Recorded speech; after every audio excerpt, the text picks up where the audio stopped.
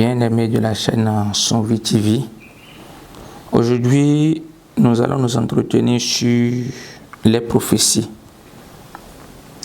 Les prophéties parce que aujourd'hui beaucoup d'entre nous s'attachent aux visions, aux messages spirituels. Et la plupart du temps, chacun veut savoir ce que l'avenir lui réserve, comment il doit faire, les démarches à mener pour réussir sa vie, comment apprécier une situation peut-être à venir. Et donc, dans cette démarche, beaucoup d'entre nous, nous trompons parfois et nous nous éloignons de la vérité. Et aujourd'hui, nous avons décidé de nous parler des prophéties.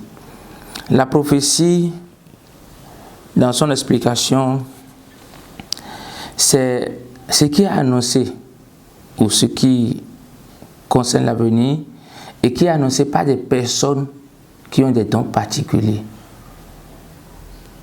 Donc il y a des gens spécifiques qui sont élus dans le monde spirituel pour annoncer les prophéties. Et par le passé, déjà on a vu, Dieu a utilisé des gens pour annoncer l'avenir, pour annoncer les choses à venir. On a vu ça dans la Bible et dans les cas ordinaires aussi, on voit ça. Dans nos traditions ancestrales, pour le dire ainsi, il y a des pratiques qui sont utilisées pour prédire l'avenir. Et le plus connu chez nous, c'est le Fa.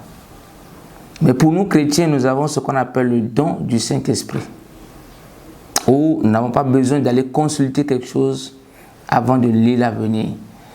Entre-temps, beaucoup ont estimé que c'était de la magie, que ce n'était pas conseillé pour un humain d'aller lire l'avenir, d'aller chercher à comprendre l'avenir. Mais Dieu déjà, même en créant son monde, a prédit l'avenir. Quand le premier homme a désobéi à la volonté de Dieu, ou n'a pas respecté ce que Dieu voulait, Dieu lui a dit les choses à venir sur sa conduite. C'est de la prophétie annoncée par Dieu sur les choses à venir. Et donc il est important pour nous de déterminer par moment nos futurs. Mais comment le faire? Quelle voix écouter? C'est ça le plus important, parce qu'il y a trop de prophètes aujourd'hui qu'on ne saurait apprécier de vrai ou de faux. Et avec l'avènement de l'internet, ça s'est amplifié dans tous les sens. Et personne ne sait plus quelle direction prendre. Les prophéties viennent de diverses manières. Il y a par exemple les rêves. Il y a ceux qui ont les dons de vision et qui regardent les choses sur des écrans, c'est-à-dire ils sont tranquilles, mais on leur présente une image comme un écran, on leur défile des événements et dont on leur donne les explications et ils les transcrivent ou les expliquent à ceux qui sont concernés. Il y a aussi une autre possibilité, selon le don que la personne a reçu, où on lui parle directement à l'oreille ou dans son cœur pour lui dire les choses à venir. Et Dieu, au départ, avait laissé cette richesse, que nous pouvons appeler richesse spirituelle, à des gens particuliers qu'il choisissait. Mais au fil du temps, à l'avènement de Jésus-Christ, le Saint-Esprit, qui est le canal que ce don utilise pour communiquer entre les humains et Dieu, a été une grâce accordée désormais à toute personne. Mais néanmoins, il y a des gens qui sont élevés dans l'ordre spirituel au rang de prophètes. Et c'est pourquoi la Bible même nous dit déjà, dans le livre de 1 Thessaloniciens, chapitre 5, à partir du verset 20, il nous dit ceci: ne méprisez pas les prophéties. Ne méprisez pas les prophéties. Au verset 21, il dit: mais examinez toutes choses et retenez ce qui est bien. Examinez toutes choses et retenez ce qui est bien. Ce rappel de l'apôtre Paul nous invite à savoir écouter et savoir comment se comporter. Parce que parfois nous sommes trahis sur le chemin à cause des prophéties, parce qu'il y a des faux prophètes. On va l'expliquer tout à l'heure. À cause des prophéties, on peut se laisser trahir. On a vu dans un autre cas où Dieu a même dit aussi au prophète Daniel de garder la prophétie secrète jusqu'à son avènement. Là, c'est dans le livre de Daniel 12, verset 4. Il dit de garder la prophétie secrète, de le sceller dans un document. Et le temps venu, les gens vont lire cette prophétie-là. Donc, ce n'est pas toutes les prophéties qui sont aussi annoncées. Et comme je le dis aujourd'hui, sur la toile, ça va dans tous les sens. Ça bavarde beaucoup. Il y a des prophéties où Dieu même ne veut pas que cela soit annoncé. Vous avez des gens où on vous montre qu'il y a des choses qui vont venir comme du bien, comme du mal. Mais parfois, l'ange de Dieu vous dit, ne le dites pas. Il y a des choses qui doivent venir en bien pour une personne. Et l'ange de Dieu vous le montre, mais vous le dit, ne le dites pas à la personne. Parce qu'en l'entendant, ça pourrait ralentir son élan. C'est ce qui s'est passé dans la vie de Joseph. Lorsque Joseph a commencé à rêver et a commencé à avoir des signes où les explications montraient qu'il tenait dans sa vie une gloire, une autorité, et il a commencé à l'annoncer, son papa l'a appelé pour dire, ne raconte plus ces choses-là, sinon tu auras tes frères au dos. Et son papa lui a même dit, tu veux que moi je m'abaisse pour toi, parce qu'il avait un signe de royauté en lui. Et donc, qu'est-ce qu'il fallait faire? On a demandé à Joseph de ne plus en parler. Mais le fait que Joseph en parle va créer une jalousie au sein de la famille. Ses grands frères vont se dire, mais lui sera héritier certainement de cette maison. Débarrassons-nous de lui. Parce que nous, les aînés, ne pouvons pas être là pour que papa le fasse demain héritier de la maison. Mais puisque Dieu, ce qu'il annonce, il accomplit toujours. Si déjà l'intéressé, c'est se respecter et respecter l'alliance de Dieu, c'est-à-dire marcher dans la vérité. Parce que la prophétie de Dieu est annoncée dans la vérité, dans la lumière et l'amour de Dieu. Mais la prophétie de l'autre monde, c'est-à-dire de l'illusion, vient juste pour vous bluffer. Il y a des usurpateurs aussi. Il y a des usurpateurs. Et qui ont la possibilité de lire même votre avenir. Et de vous dire exactement ce que l'Esprit de Dieu est en train de vous dire. Mais les pratiques qui vont suivre pour vous permettre l'accomplissement de ce processus sont toujours différentes. Et cette pratique-là, lorsque vous les suivez, vous finissez par perdre le contrôle de cette situation, ce qui fait retarder même votre avenir. On parle là d'un éternel recommencement à chaque fois. Donc aujourd'hui, nous voulons que chacun de nous comprenne que la prophétie, c'est une bonne chose et recommandée même de Dieu. C'est Dieu qui l'a voulu, qui l'a instauré dans la vie des hommes pour mieux communiquer avec les hommes aussi, pour leur permettre d'avoir de l'espérance sur le futur. Le prophète Abraham est parti de la maison à partir d'une prophétie. On lui a dit, va, je te ferai. Et c'est sur ces mots d'espoir qu'Abraham va bouger. Et donc la prophétie vient comme une espérance pour nous garantir davantage et nous rassurer dans la foi. Et donc si nous ne savons pas faire, nous allons trahir cette voie-là. C'est pourquoi l'apôtre Paul dit d'examiner chaque chose que nous avons comme message. Chaque message, les rêves que nous avons, nous ne devons pas les négliger. Mais nous devons chercher la bonne explication pour mieux comprendre ce que ces rêves-là nous disent. Un exemple très simple, lorsque Babylone s'est levé contre Israël à l'époque, il a déporté des fils d'Israël à Babylone, le roi. Il a déporté des fils d'Israël à Babylone et même des biens d'Israël à Babylone. Il les a confisqués. Et il y a des serviteurs de Dieu en Israël à l'époque qui disaient qu'ils vont prier parce qu'ils sont de Dieu et que Dieu va frapper le roi de Babylone et en quelques jours, les biens réquisitionnés par le roi de Babylone et les citoyens réquisitionnés par le roi de Babylone vont revenir en Israël. Mais en ce moment, Daniel va prophétiser pour leur dire d'arrêter cette prophétie-là. Parce que Dieu est contre cette prophétie qu'ils sont en train d'annoncer, car Dieu est même impliqué dans ce qui se passe entre Babylone et Israël. Et c'est Dieu qui a voulu qu'on amène Israël en captivité. Et cette captivité va durer 70 ans avant que Dieu ne revienne pour les reprendre et les ramener dans leur pays. Donc il faut voir un peu, déjà ceux-là qui sont des anciens de l'église ont commencé par prophétiser autre chose sans écouter Dieu. Mais Dieu va susciter le prophète Jérémie pour lui dire d'aller annoncer ce qui est réellement à ce peuple-là. Certains ont contesté à l'époque, ils ont reçu la colère de Dieu, mais effectivement, à un moment donné, 70 ans après, on a constaté qu'un roi après est arrivé au pouvoir à Babylone, et c'est lui qui a décidé de restituer les biens d'Israël 70 ans après. Et c'est là où les gens se sont dit, mais il y a un prophète qui s'appelait Jérémie qui avait prophétisé pour dire, nous allons faire 70 ans dans ce pays. Et ils sont allés fouiller les archives, ils ont vu qu'effectivement, cette prophétie était déjà écrite. Donc nous devons faire attention. Nous devons faire attention dans chaque chose que nous entendons. Nous devons nous méfier. Et c'est pourquoi ici dans le livre de 1 Pierre 1, 21, il nous rappelle pour savoir comment nous conduire dans cette vie-là. Les prophéties qui nous sont annoncées, nous devons savoir comment nous y prendre. Comment nous y prendre et ne pas nous mélanger. Parce que parfois l'émotion prend le pas.